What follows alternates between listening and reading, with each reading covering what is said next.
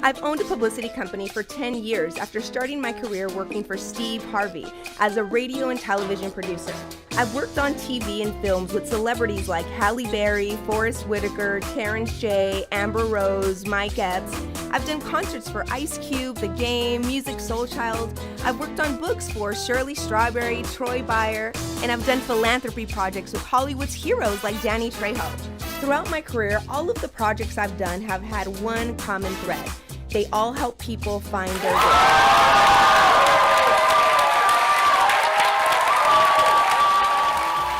Welcome to the show. I'm your host, Elvira, and I'm very excited to be here with you today.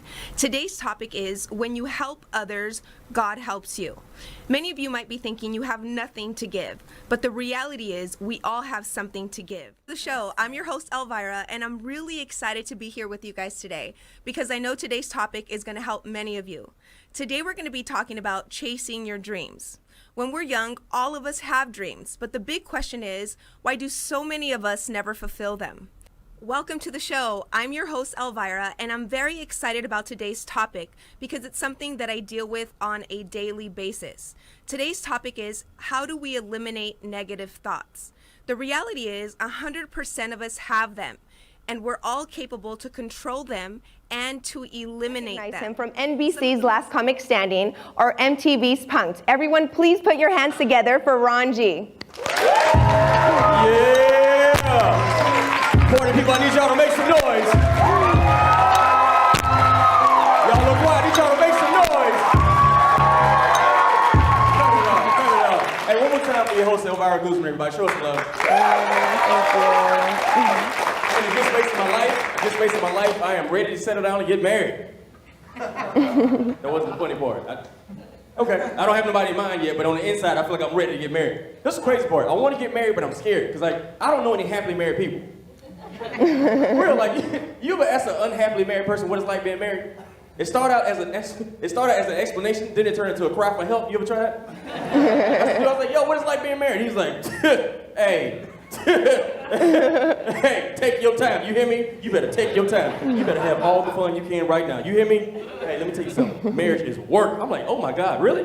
Because my question is, I need to know if it's office work or construction work. That's doing comedy on the side, and like my first 8 months in comedy, I got my first standing ovation, and I knew I had something. And I was actually going to quit because I was living the dream. Like the American dream is, you go to school, you get a job, you get married, you make babies, you retire, and you die. Yeah. And I was trying to do that, but it didn't work out, and I was in this really bad relationship, and it fell apart. And I asked God, I was like, God, look, man, I'm good at a lot of stuff, but I'm not great at nothing. If you can help me figure this thing out, I'll do whatever you want, man. And so I felt like God, He opened doors. I wound up performing at a place called the Laugh Factory, a show called Chocolate Sundays, which I host now. I performed my first time there, and it's like a year waiting list.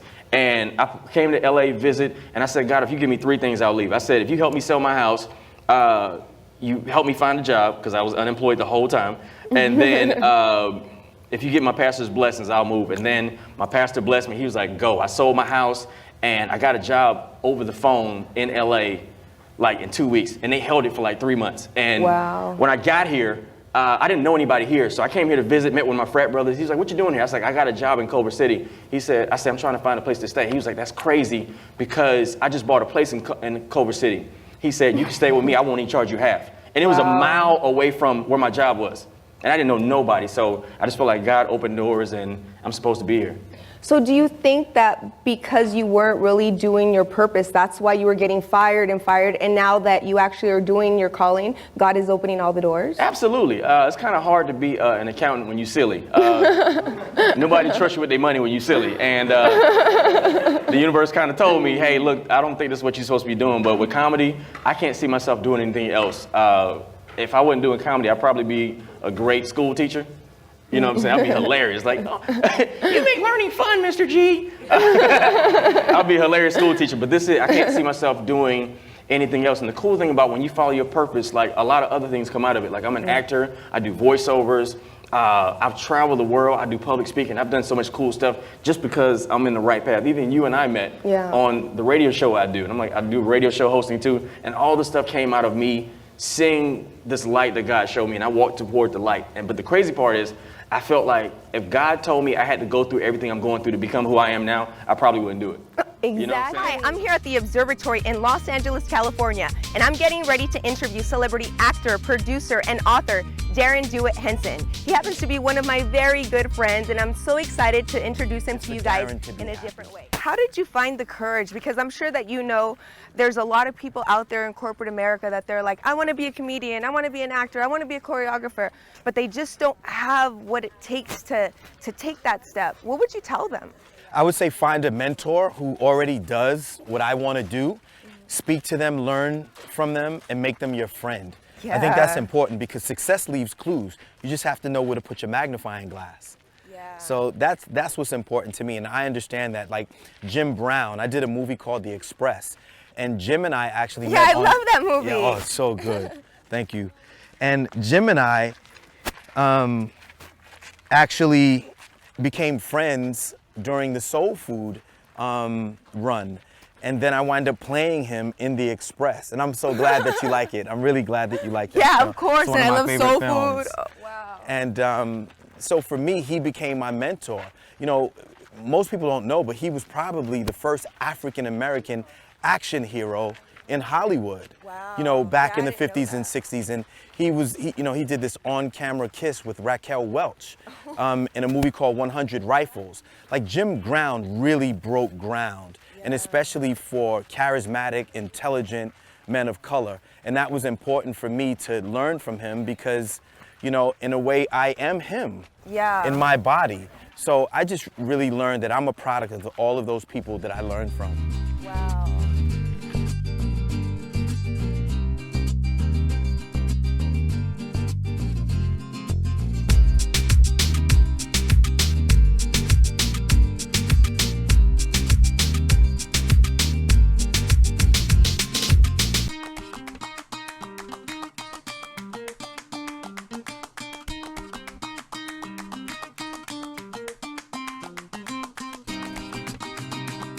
This is so beautiful.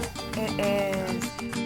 Actually, this is where I come to get a lot of inspiration when I write books. Oh, I can see that. Yeah, so congratulations on your books. Tell Thank me a little you. bit about how you get your inspiration. Tell me about your latest book. Well, my book is called Ain't That the Truth, and the tagline is acknowledge, admit, and invite truth into your life. Wow.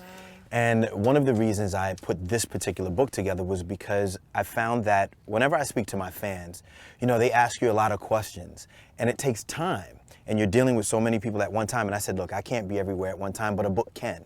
So I wanted to put something together that was really inspiring, that would assist people. Like one of the quotes in my book, it says, you know, hold the vision and trust the process. Now that's something powerful. If you hold the vision of what you desire in life and you trust the process, no matter what the process is, then again, it's about the end result. And you can achieve what your desire is in your heart. So that was important for me. So it's a book of motivational quotes, thoughts, and ideas. Wow. I know that you have already been inspiring a lot of people and you're still doing it now. Who inspires you? Who has motivated you? Well, really, again, I'm a collection of people that I've sought after, mentors, and I'd learned. And if people were to ask me that, and you just did, then I would have to honestly say, you know, Jesus. You know, Jesus was like my best friend, you know, when I was a kid. Like I used to read the Bible and get lost in it and just kind of literally not just read it, but find myself in a situation in my mind where when I was reading, it was almost like I was walking with Jesus and the disciples, right? So it was like I was there, you know, or, you know, again, Jim Brown, Michael Jackson. You know, I love listening to people who a lot of people don't talk about, like Black inventors and inventions.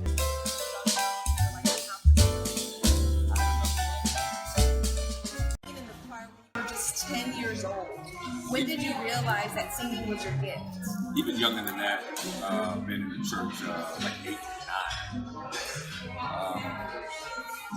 I knew I had a passion for music. I didn't know how deep it was until I got a little older, but I knew I couldn't disconnect from it. Each day I would listen to music. So from birth, I think it was instilled in me, like, you are a musician. When I became like 13 or 14, I started wanting to play in groups. That part that you believe in, that you can't see, but you know it exists because He brought you through many other trials, and just having that instilled in me from an early age, I can't disconnect with it.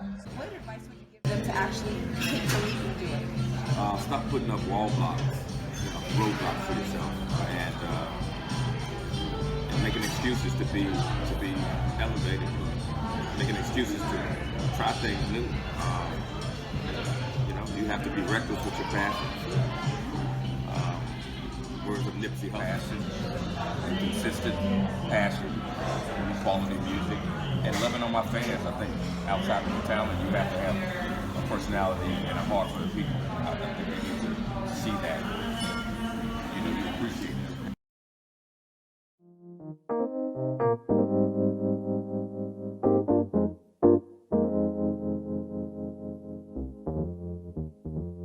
Woke up this morning, found a letter that she wrote. She said she's tired, that I'm always on the road. Too hard to swallow, being all alone. She needs someone at night that she could hold. She must have told me 1,000 times more. Silent cries I used to ignore. God knows I left her, didn't mean to hurt her. Baby, I be sitting here waiting on you to come home again, and I won't leave. Promise I'll be here to the very end, right by your side, to protect you and to love you and to be with you for life. Come on home to me, Charlene.